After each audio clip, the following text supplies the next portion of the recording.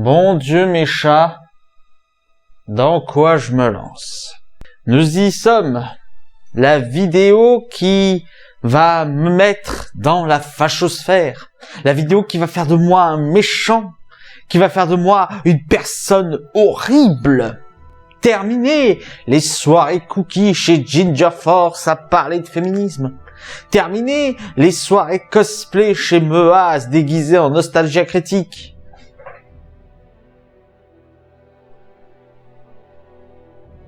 Raison de plus pour le faire en fait. Bonjour à tous et bienvenue dans cette vidéo un peu spéciale où nous allons parler d'un sujet que je trouve intéressant. Pourquoi le progressisme ne marche pas au cinéma? Si vous suivez mes vidéos et que vous avez vu mon flop 15 de l'année 2019, vous avez vu que plusieurs films qui se trouvaient dans ce flop étaient des films qui voulaient aborder un message progressiste. Et bien que j'ai conscience que ça me fait passer pour ce que je ne suis pas, j'ai tenu à insister en début de ce flop pour expliquer que le progressisme n'était pas ce qui me posait problème dans ces films. Du moins l'intention. Et d'ailleurs, en fait, la question pourquoi le progressisme ne marche pas au cinéma est une mauvaise question. Du moins, elle est mal formulée parce que il existe des films à caractère progressiste qui sont d'excellente qualité et qui marchent bien au cinéma. Seulement, depuis quelque temps, les studios de production ont voulu un petit peu se servir des courants SJW et autres courants extrêmes dans le progressisme pour pouvoir se faire du pognon en se donnant une belle image. En gros, voilà un schéma de comment ça se passe. Bon les gars, on va faire comme d'habitude, on va exploiter une licence des années 80. Mais cette fois-ci, je veux qu'il y ait un succès au box-office. Alors, des suggestions? On pourrait bourrer le film de messages progressistes inutiles à la va comme je te pousse et jouer à fond là-dessus pour montrer qu'on est gentil. Et comme les gens, pour ne pas passer pour des fachos, n'oseront pas nous critiquer, on peut embaucher n'importe quel guestman comme réalisateur. Ça nous fera des coûts en moins. Et pourquoi on n'essaierait pas de faire une bonne histoire originale? Le truc, c'est que le public ne se laisse pas pigeonner parce que il voit bien que ce que veulent faire les studios de production, c'est cacher la médiocrité d'un film sous couvert d'un message progressiste qui est mal maîtrisé en général. Bon, t'as toujours des vidéastes qui se croient intelligents à défendre le film pour son message progressiste, mais bon. Mais arrêtez de dire que ce film est mauvais! On s'en fout que ce soit mal monté! On s'en fout que le scénario parte dans tous les sens! Ce qui compte, c'est que le film montre des femmes tabasser des mecs! Et qu'il montre aussi des noirs tabasser des blancs! Ça doit vous suffire! Je suis gentil! De toute façon, les films de ce genre se reconnaissent facilement, puisqu'en général, ce sont des films qui, lorsqu'ils sont à leur phase de marketing, qui doivent se vendre sur leur bande-annonce, sur la publicité ou sur les interviews dans la presse, jouent à fond la carte du progressisme en laissant un peu de côté les autres aspects du film. Ce film est tellement antiraciste que lorsque vous le verrez, vous foncerez vous faire bronzer pour devenir racisé. Ce film est tellement pro-féministe que lorsque vous le verrez, vous aurez envie de vous arracher les couilles pour ne plus être un homme. Ce film est tellement pour l'homosexualité que lorsque vous le verrez, vous aurez envie d'aller sucer des bites. Achetez nos films! En général, ça trompe pas, c'est bien signe que le film va être merdique, mais qu'il se sert du progressisme pour essayer de se rattraper. Le truc, c'est que lorsque le film se plante, en général, les studios de production vont continuer à exciter les idéologies extrémistes en disant que si le film s'est planté, c'était pas parce qu'il est de mauvaise qualité, non, c'est que le public est composé de fachos qui ont voulu descendre le film.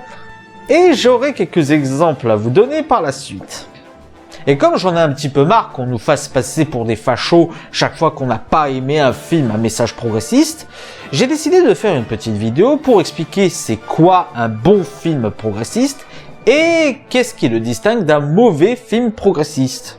Et là où l'objectif de cette vidéo tombe extrêmement bien, c'est que l'année dernière, nous avons eu un exemple typique sur chacun des cas. Deux films assez différents, mais aussi similaires dans ce qu'ils proposent. Mesdames et messieurs, pour différencier un bon film d'un mauvais film qui veulent tous les deux se montrer progressistes, laissez-moi vous introduire les challengers. Dans le coin gauche se trouve Dr. Sleep.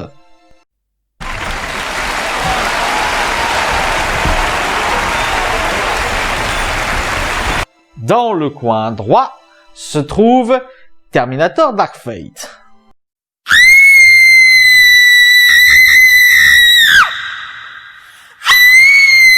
Je vous laisse deviner qui est le bon et qui est le mauvais.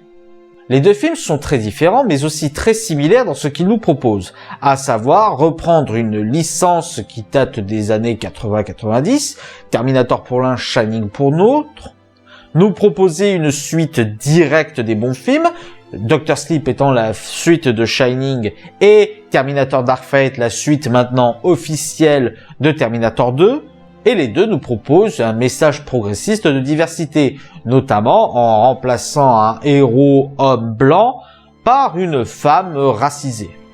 Et comme nous allons le voir, si Terminator Dark Fate fait de la merde, Dr. Sleep fait extrêmement bien le traitement de son message, et nous allons voir pourquoi. Tout en prenant d'autres films qui sont sortis récemment en exemple, bien sûr. Social justice, 1, 2, 3. I wanna be PC. It's just the way to be for me and you. Your hateful slurs are through. I call wee-wee on you.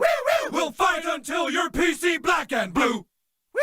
On va commencer par parler du point que je trouve le plus important dans un film, à savoir son histoire. Et pour le coup, nous allons voir si le message progressiste s'intègre bien à l'histoire, s'il est pertinent, ou s'il est totalement forcé et que ça gâche ce que l'on nous raconte. Dans Terminator Dark Fate, c'est totalement forcé, notamment sur l'histoire et les raisons pour lesquelles on remplace John Connor par Daniela. Déjà pour ce point, c'est totalement incohérent.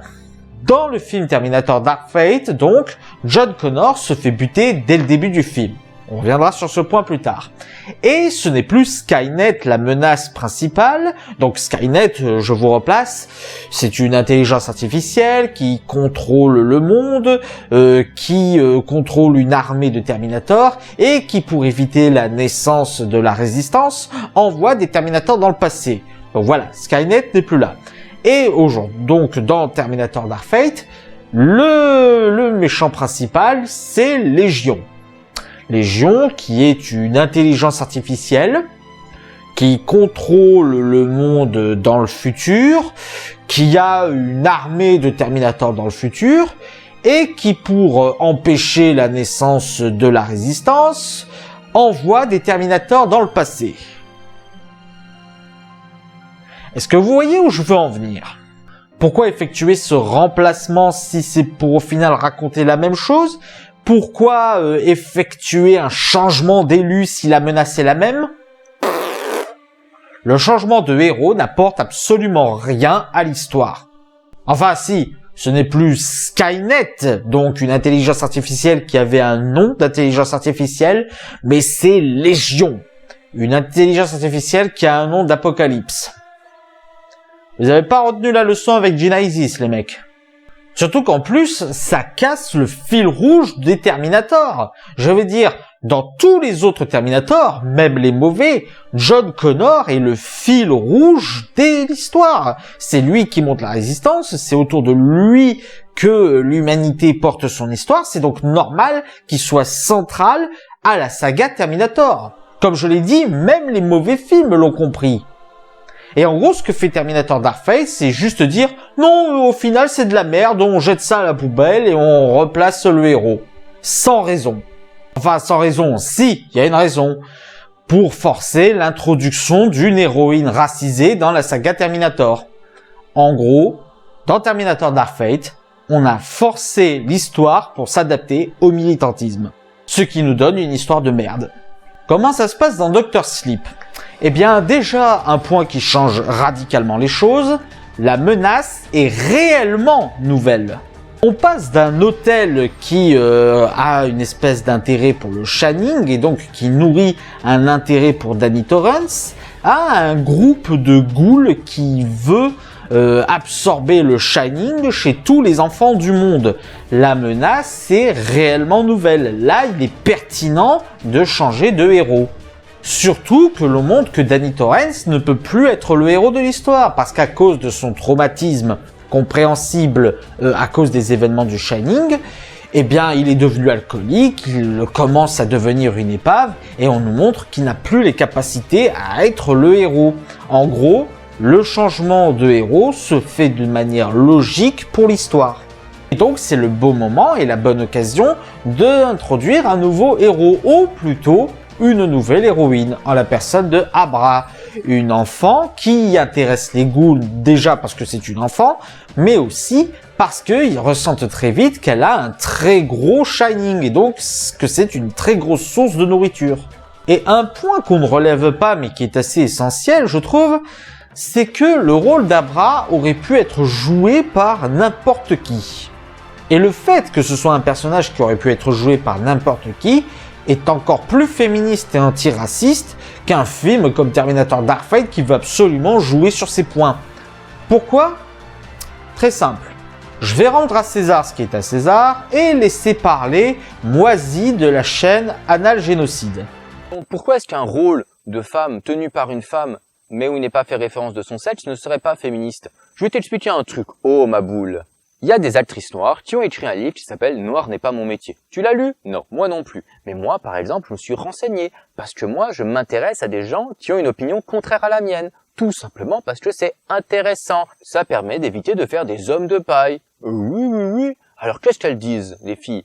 Eh bien, elles se plaignent que dans le cinéma, on ne leur offre pas de rôle à la hauteur de leur talent. Bon, on va formuler ça autrement. En gros, elles aimeraient avoir des rôles qui ne soient pas des rôles de femmes noires. Elles aimeraient juste des rôles, des bons rôles, bien écrits, sans qu'on fasse forcément référence à leur sexe ou à leur couleur de peau. C'est-à-dire que si jamais il y a un rôle de femme et qu'on ne précise pas sa couleur, qu'elle puisse aussi y accéder. Et il y a un exemple très bête, c'est le sens de la fête. Tu connais le sens de la fête? Tu l'as vu le sens de la fête? Hein? Vous n'êtes pas obligé de le voir, c'est pas un super film, mais c'est tout à fait regardable, on va dire. Dans le sens de la fête, il y a un rôle assez important de femme, et cette femme est jouée par une actrice noire. Il n'est jamais fait référence dans le film au fait qu'elle soit noire, et c'est ça qui est intéressant pour l'actrice, c'est-à-dire qu'en fait, on lui permet d'accéder à un rôle, entre guillemets, intéressant, sans qu'elle soit réduite à sa condition de noire. Et on peut faire le même raisonnement avec les femmes. Pour donner un exemple de bon film, tu prends Alien. Il paraîtrait qu'au début de l'écriture du scénario, le personnage de Ripley, joué par Sigourney Weaver ensuite dans tous les films, était au départ prévu pour un homme.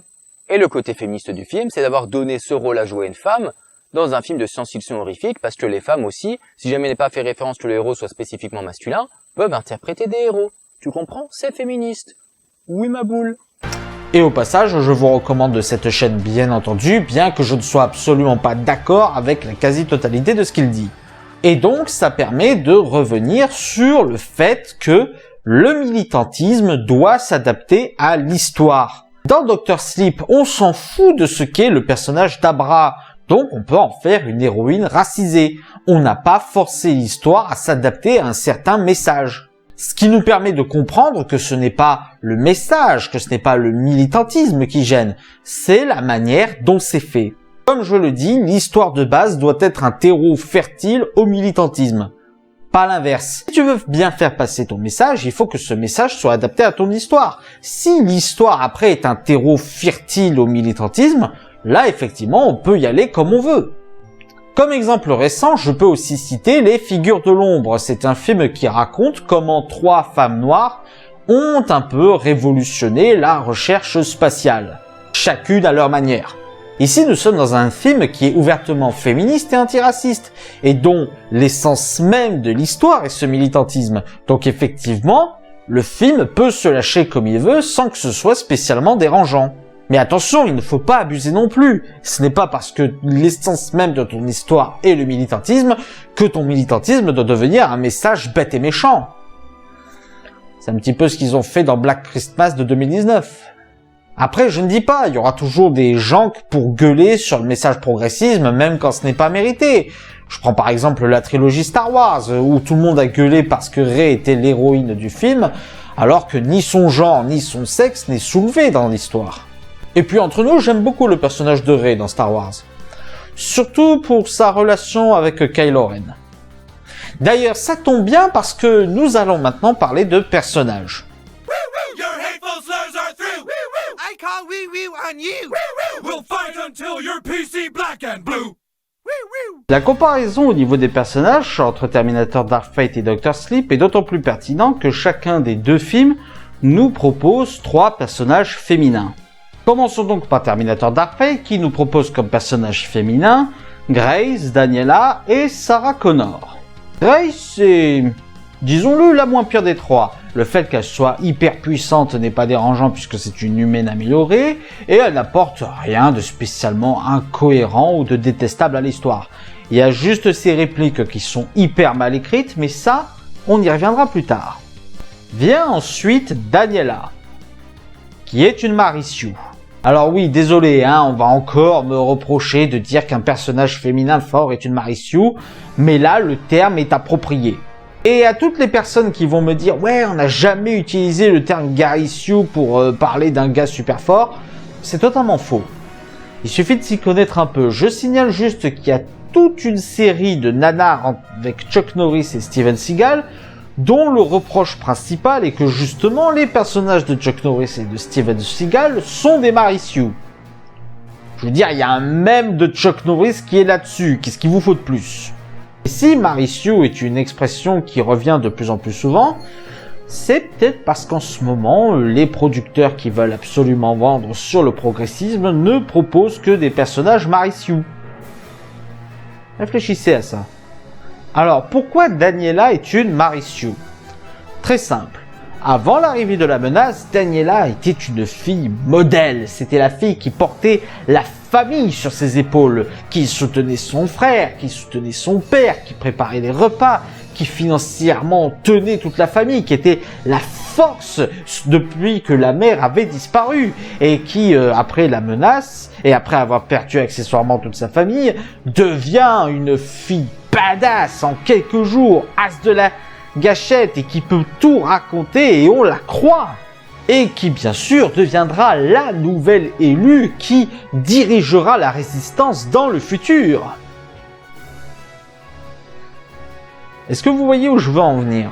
Donc, à part avoir toutes les qualités du monde et être un personnage plat, Daniela est un personnage qui n'a quasiment aucun défaut. C'est genre la femme parfaite. Et pour répondre à un certain MJ qui, aux surprises, a défendu Terminator Dark Fate, parce qu'en ce moment, il veut absolument défendre tous les films progressisme, même si ce sont des films médiocres et extrêmement mal écrits, tout en niant la transidentité des personnes transgenres qui ne sont pas d'accord avec lui, mais ça passons. Ce cher MJ, disais-je, a voulu défendre Terminator Dark Fate en comparant Daniela à Sarah Connor de Terminator 2, en se croyant intelligent de faire ça, et en disant « Oh, elle est pas qu'une Mary Sue, ça ne vous dérangeait pas, une femme forte, ça vous dérangeait pas !»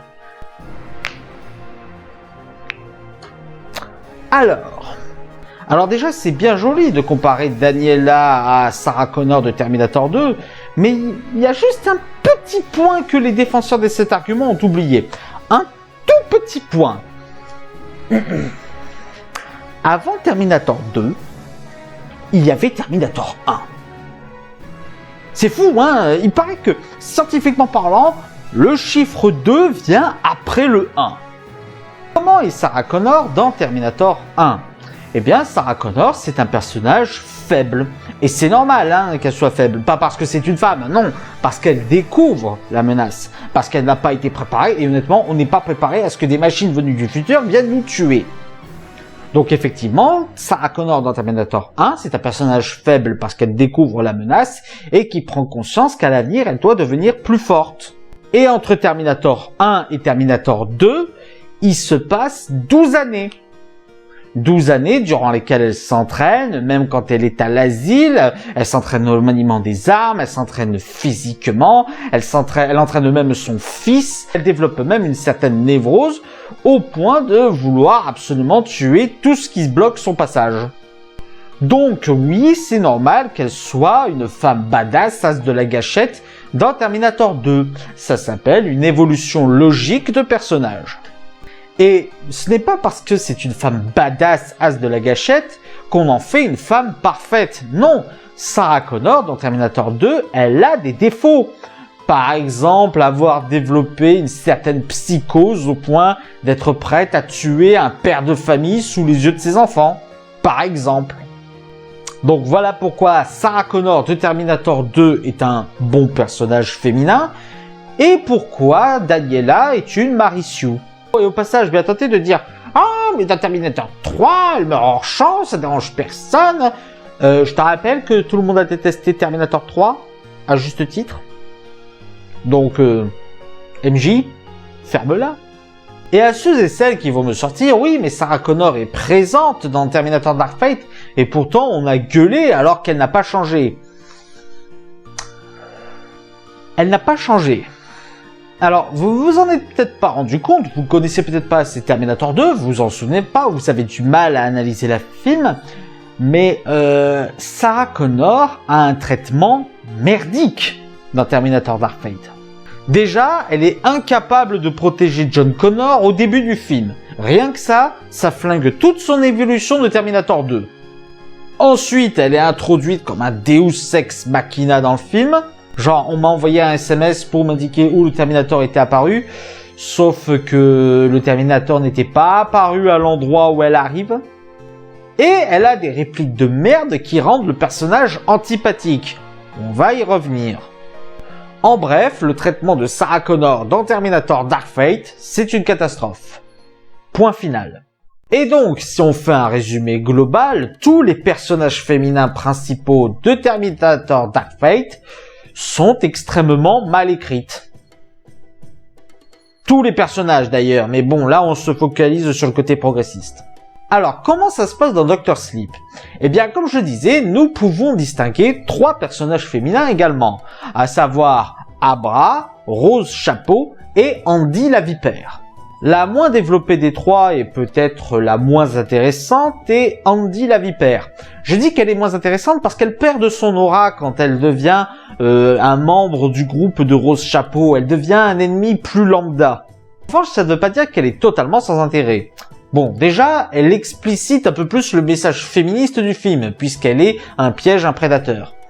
Mais en plus de cela, elle permet d'introduire ce qui peut arriver aux personnes qui intéressent le groupe de Rose Chapeau autrement que source de nourriture. Et comme elle est brillamment écrite comme étant une saloperie, elle reste quand même un personnage assez intéressant. Parlons maintenant du personnage de Abra, qui représente un personnage féminin fort, mais qui n'est pas une Mary Sue. Alors, personnage fort, on va pas détailler plus que ça, c'est un personnage dont la puissance surpasse celle de Danny Torrance et de Rose Chapeau, c'est pour ça qu'elle intéresse cette dernière d'ailleurs. Mais pourquoi n'est-elle pas une Mary Sue pour autant? Très simple. D'abord, sa puissance n'est pas gratuite, elle s'entraîne pendant plusieurs années dès qu'elle découvre son pouvoir, rien que par la communication avec Danny Torrance, qui est une forme d'entraînement qui dure sur plusieurs années. Et si elle est badass face à Rose Chapeau, c'est parce qu'elle a conscience de sa puissance. Ce n'est pas une Daniela qui, en quelques jours, devient une as de la gâchette. Et même si elle sait à quel point elle est puissante, ça ne l'empêche pas de se dire qu'elle a besoin d'un guide. Elle a conscience d'entrer dans un domaine qu'elle ne connaît pas, qui est totalement nouveau pour elle et qui peut être très effrayant. D'ailleurs, sa puissance ne l'empêche pas de se faire traumatiser à distance par une scène de torture. Et c'est même pour cela qu'elle va demander de l'aide à Danny Torrance, pour la guider dans ce monde, pour l'aider à découvrir qu'est-ce qui se cache derrière la maîtrise du Shining, et même parfois pour la sauver. En bref, là où Daniela de Terminator Dark Fate est une Mary Sue, Abra est un personnage féminin fort et complet, et intéressant. Mais parlons du meilleur personnage féminin du film, voire même le meilleur personnage du film.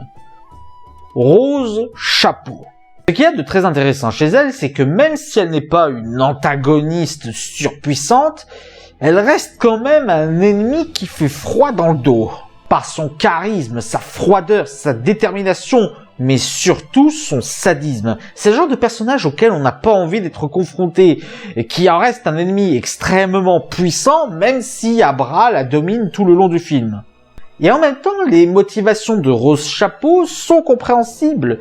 C'est une mère. Elle veut sauvegarder sa famille, leur trouver de la nourriture.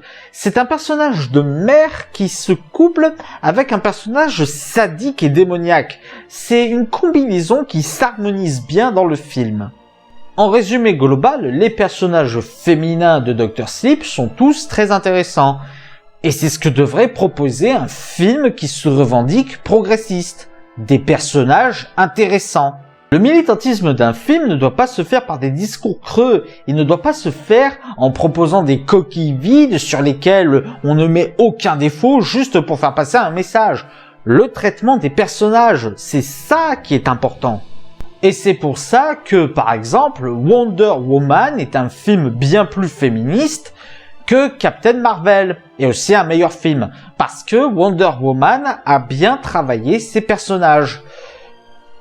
Peut-être aussi parce que Gal Gadot est plus sympathique que Brie Larson.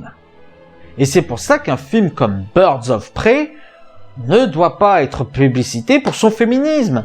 Parce que sérieusement, à part Harley Quinn sur lequel Margot Robbie avait un contrôle, vous avez vu les autres personnages féminins ? Entre une gamine qui sert de prétexte au scénario, un personnage qui reste passif tout le long, tu ne sais pas pourquoi, un personnage qui a l'air de ne pas savoir ce qu'il fout là, et un personnage qui ne sert à rien sinon qu'à forcer le message progressiste et donc à faire perdre le film en subtilité, on se pose là, hein ? Et justement, je parlais de subtilité, nous allons parler d'un aspect qui manque énormément chez les films qui veulent se revendiquer absolument progressistes, la subtilité. Your hateful slurs are through. I call wee-wee on you. We'll fight until you're PC black and blue. Alors quand je parle de subtilité dans le progressisme d'un film, faut le voir sur deux niveaux. Sur le film lui-même bien sûr, mais également sur son marketing. Et c'est là où on vient au problème que je dénonce et où vous l'aurez deviné, Terminator Dark Fate est un excellent exemple. Déjà au niveau marketing, Tim Miller, dans sa grande subtilité, a annoncé en interview « Si vous n'êtes pas pour le féminisme, ce film va vous faire peur, car ça va vous montrer un personnage féminin mais fort ». Alors déjà, venant du mec qui a réalisé les Deadpool, dont le 2 se moquait des SJW et se comportait exactement comme les trolls qu'il croit dénoncer, Poupougne. Mais en plus, vous le sentez, le coup de com' foireux qui est là pour vous faire un chantage à la bonne conscience. Le coup que tous les producteurs, marketeurs et tous ceux qui ont travaillé sur ce film veulent faire, soit pour vous inciter à aller voir le film, sinon vous êtes des sales misogynes, ou bien ne pas porter la responsabilité de l'échec d'un film. Parce qu'évidemment, quand leur film se plante, qu'est-ce que ce genre de personne va sortir ? Que c'est l'aspect progressiste qui a énervé, qui a rebuté, parce que le public n'était pas prêt au progressisme. Mais bien sûr, renforcé par certains influenceurs qui vont te dire « Oh là là, si ça vous plaît pas, c'est parce que vous êtes misogyne. » Encore une fois, ce mec a même défendu Birds of Prey. Par contre, pour défendre un de tes contradicteurs alors qu'il se fait insulter sur son autisme, là, passons.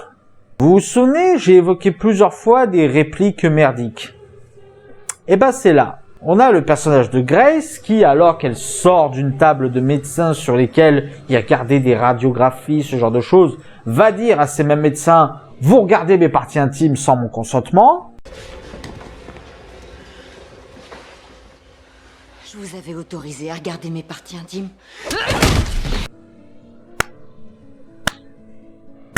Et on a une Sarah Connor qui va sortir une réplique totalement forcée du style « C'est ton ventre qu'ils veulent, c'est ton fils, tu seras la mère du prochain homme, du prochain sauveur du monde. Tu le sens comment je force sur la masculinité du sauveur ?» J'ai deviné, ça y est.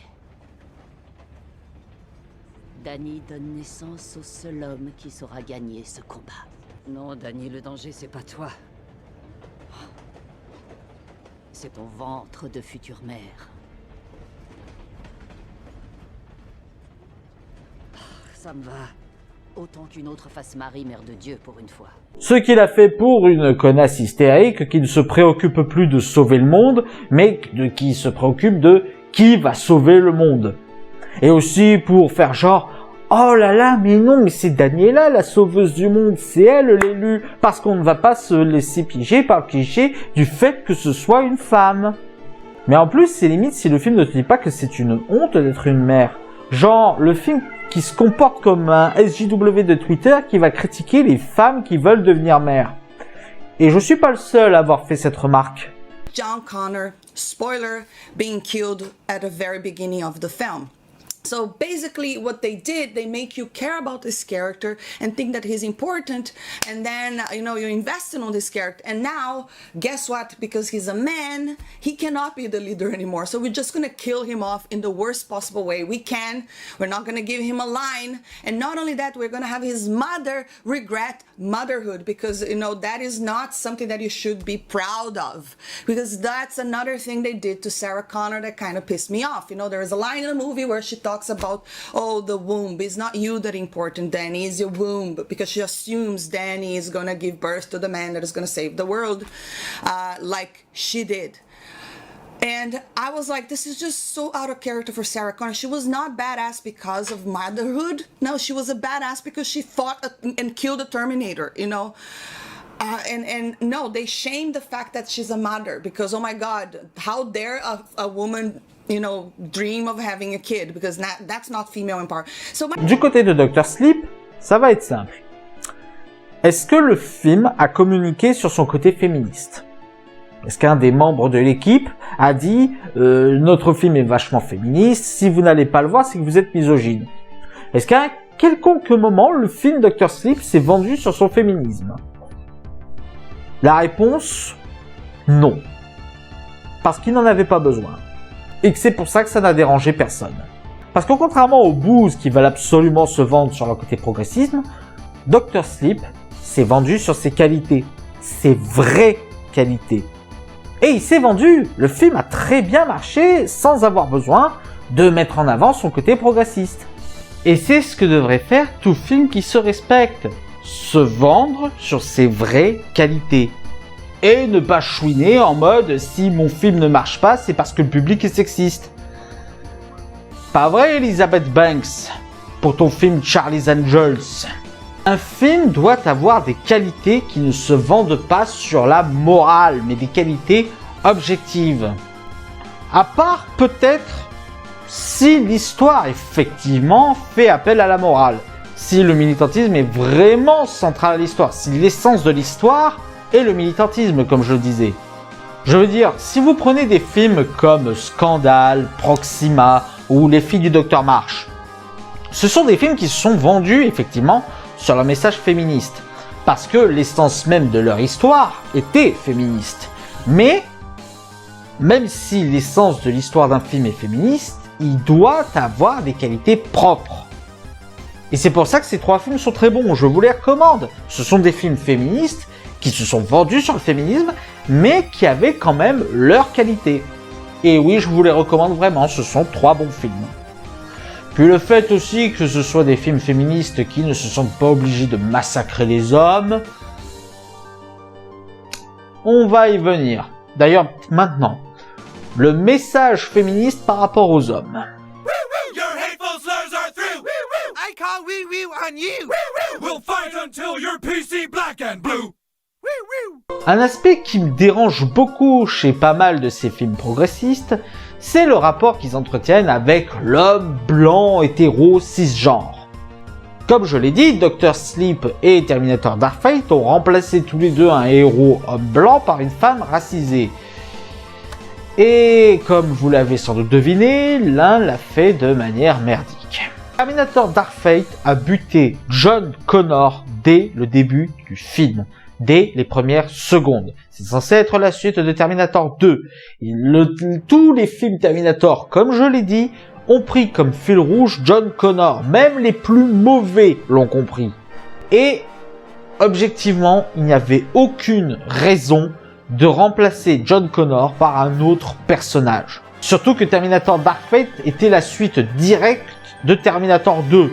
Du coup, John Connor était un petit peu censé être encore le gamin adolescent. C'est dans cet état qu'il se fait buter.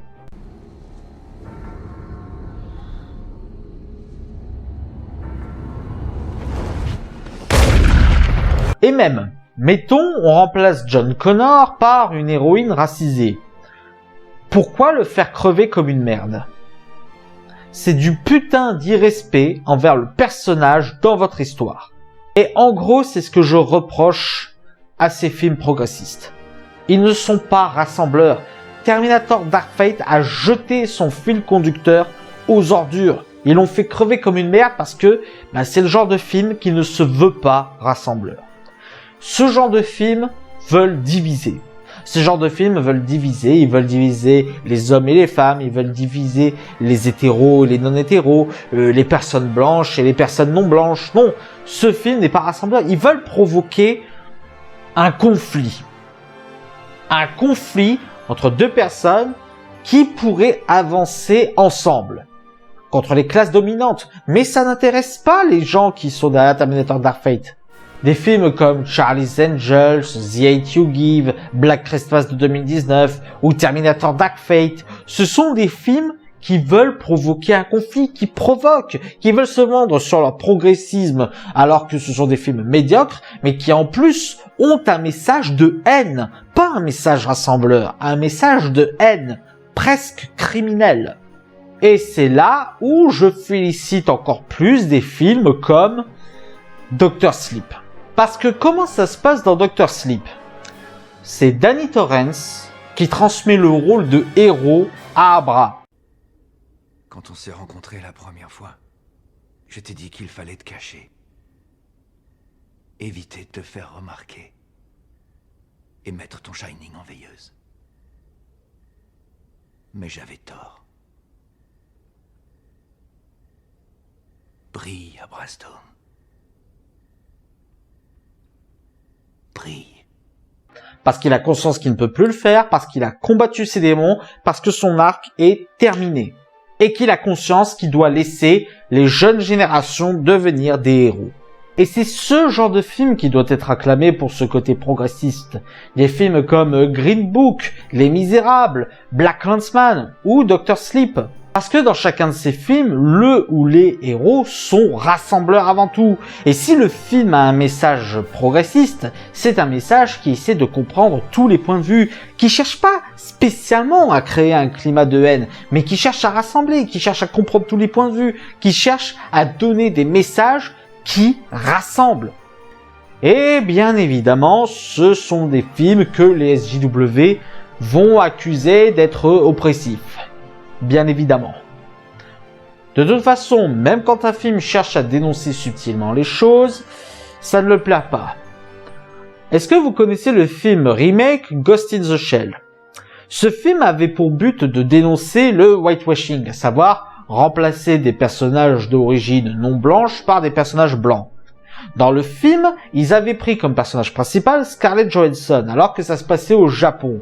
Mais c'était le but pour dénoncer le whitewashing. Parce que dans Ghost in the Shell, si c'est Scarlett Johansson qui interprète le personnage principal, c'est parce que l'humaine qu'elle était avant a été formatée, qu'elle a été détruite, qu'on lui a fait perdre ses racines et que ça a eu un impact destructeur sur elle. Car le personnage était japonais de base. Mais devinez quoi ? Ghost in the Shell a été accusé de whitewashing. La dénonciation était trop subtile pour ces gens-là. Bon. Passons à la conclusion. Le but de ces vidéos, c'était pas de dire qu'il faut arrêter le progressisme. Ce n'est pas non plus de dire que le progressisme au cinéma, ça ne marche pas. Non, le but de cette vidéo est simple. Montrer qu'un message progressiste ne fait pas un bon film. Un film doit être de bonne qualité avant tout. Il doit être acclamé pour sa qualité, non pas pour ses messages. Et donc, si vous n'avez pas aimé un film à message progressiste, ne culpabilisez pas. Ça peut être pour des tonnes de raisons autres que c'est parce que c'est un film à message progressiste. Contrairement Parce que veulent vous faire avaler les marketeurs, les producteurs, qui veulent vous dire « Ah, si vous n'avez pas aimé ce film, c'est parce que vous êtes misogyne. » Ne vous faites pas avoir par ce chantage à la bonne conscience. Parce que ce genre de personnes, ce seront les mêmes qui se tairont hypocritement dans des affaires Mila, qui feront de la dénonciation calomnieuse envers des gens comme Mehdi Haïfa. Ce seront des gens qui fermeront les yeux sur de vrais actes, qui n'oseront pas agir. Mais vous savez quoi? Il y a de l'espoir. Je veux dire, déjà, comme je l'ai dit, le public ne s'y trompe pas. Et quand un film veut absolument se vendre sur son progressisme, en général, ils voient très bien que c'est de la merde, et donc ce sont des films qui font des bides. Terminator Dark Fate n'a pas marché, Birds of Prey n'a pas marché, je peux citer des tonnes d'exemples de films qui n'ont pas marché et qui ont voulu se vendre sur leur progressisme. Et évidemment, on a eu les producteurs et les marketeurs qui ont chialé à la fachosphère, ce genre de choses. Bref, des réactions habituelles, quoi. Mais ce qui me donne encore plus d'espoir, c'est parce que de plus en plus, la majorité silencieuse de ces luttes progressistes se réveille et commence à voir que ce sont des personnes qui font de la merde avec leur lutte. Récemment encore, il y a eu sur Twitter un hashtag pas en mon nom qui a permis à la majorité silencieuse des luttes LGBT de dire que tous les SJW qui se sont appropriés leur lutte, qui ont voulu lancer des messages non à l'hétérosexualité ou des ACAB, ils ont voulu protester contre ça. Et ça a été une bonne chose. Ça a permis de montrer que les SJW ne sont qu'une minorité brillante. Et ça a même resensibilisé certaines personnes aux problématiques liées aux violences homophobes. Donc oui, il y a de l'espoir. Et